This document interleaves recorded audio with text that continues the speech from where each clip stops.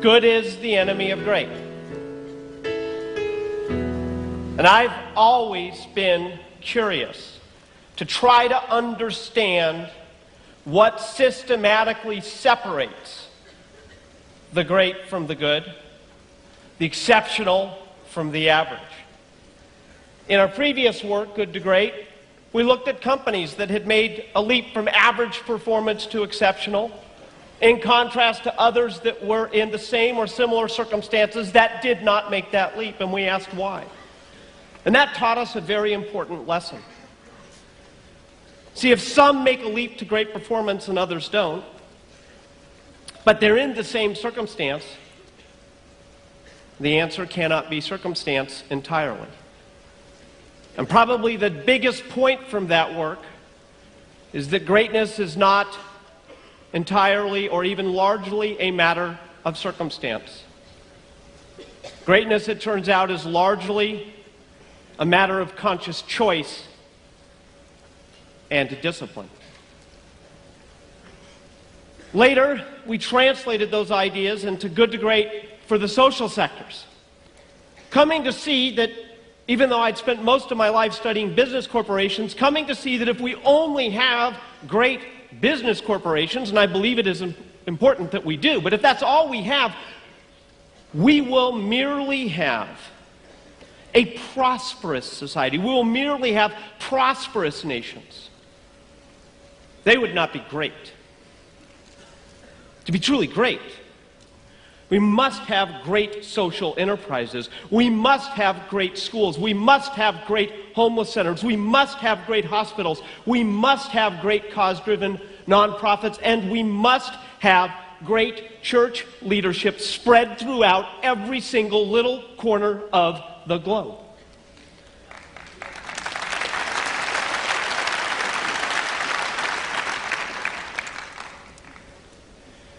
But then we took a turn to the dark side. Instead of looking mainly at how enterprises become great, we wanted to see how great enterprises stumble, how the mighty fall. I became fascinated with this question, a little bit like kind of drawn into studying train wrecks.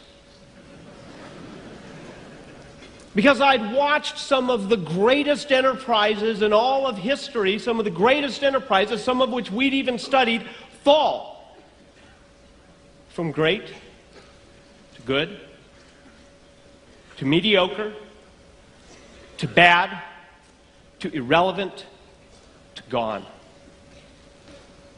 And I realized that if it can happen to them, it can happen to anyone. No company, no church, no nation, no society, no individual person is immune. Anyone can fall. And many do. But not all.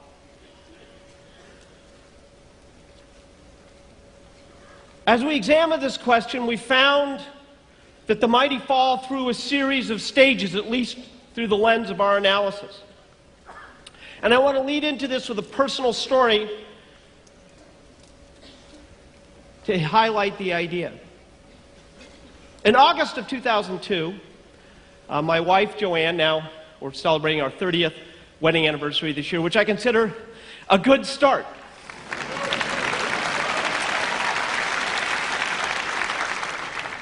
Pretty good considering we got engaged 4 days after our first date.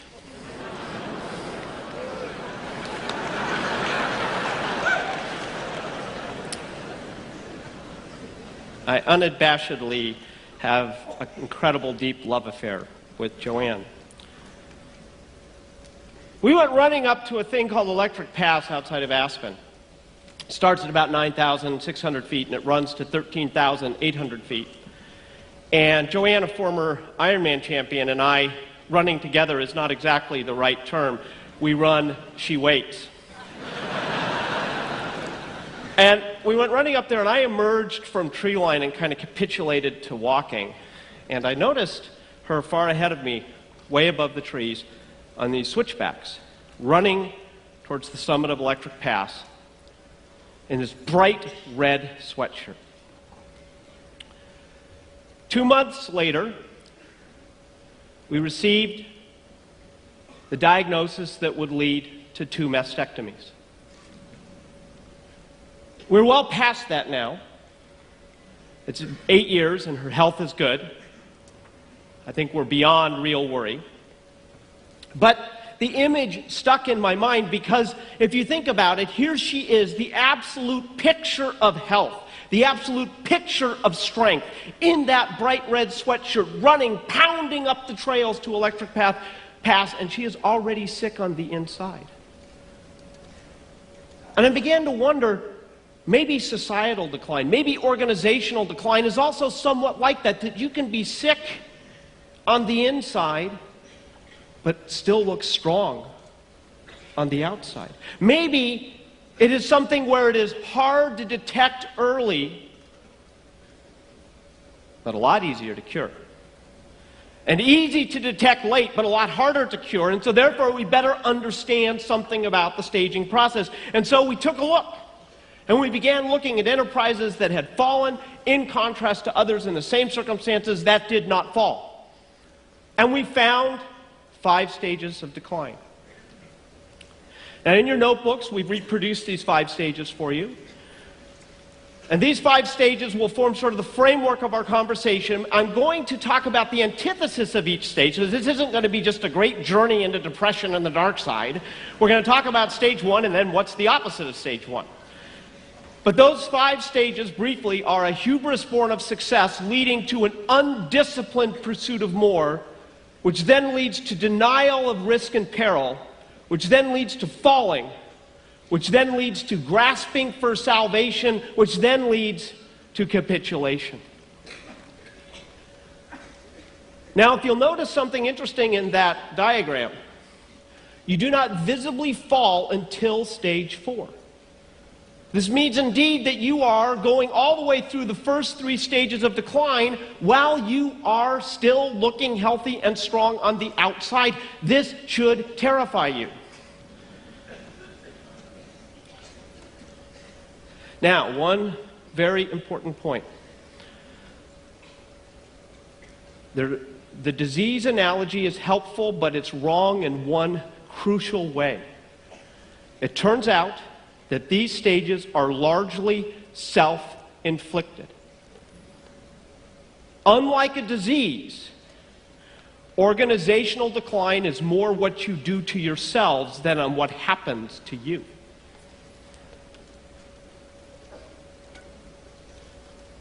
Stage 1,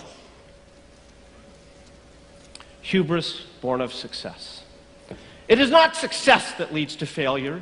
It is what the great classics professor J. Rufus Fears describes as hubris, which is, in his words, outrageous arrogance that inflicts suffering on the innocent. Isn't that just a wonderful description?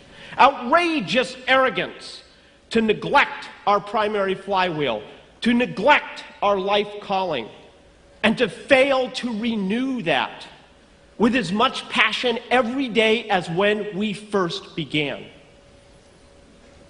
Outrageous arrogance to believe that our success, if we are fortunate to have it, has not derived, at least in part, from luck or blessings that are entirely not of our own doing. Outrageous arrogance to believe that just because our intentions are good and our purpose noble, that therefore our decisions must be necessarily good. Bad decisions taken with good intentions are still bad decisions.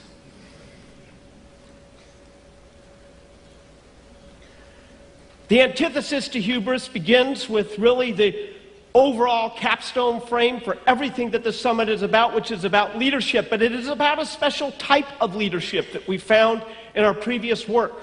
And I want to spend a good chunk of our time here because it never hurts to go back to one of the most important findings. Let me share with you briefly 3, on the surface, very different leaders. All business leaders, but they will serve our purpose for understanding. Number 1 is a remarkable man named Darwin Smith, who took Kimberly-Clark from good to great. And Darwin Smith, this was a man who had had a charisma bypass.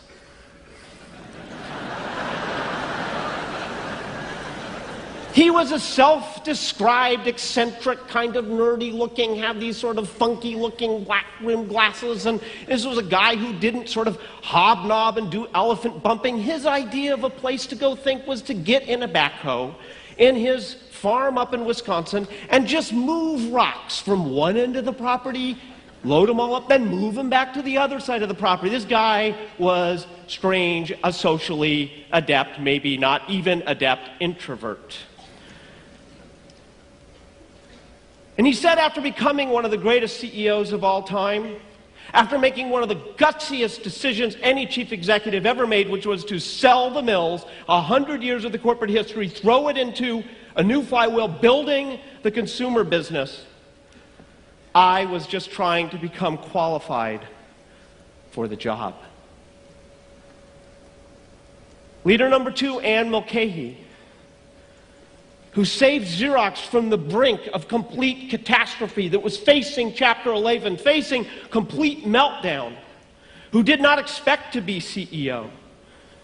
She is a very different, she was magnetic. I've seen her in Radio City Music Hall with 5,000 people absolutely riveted, goosebumps, wild, enthusiastic cheering, weeping, stomping, and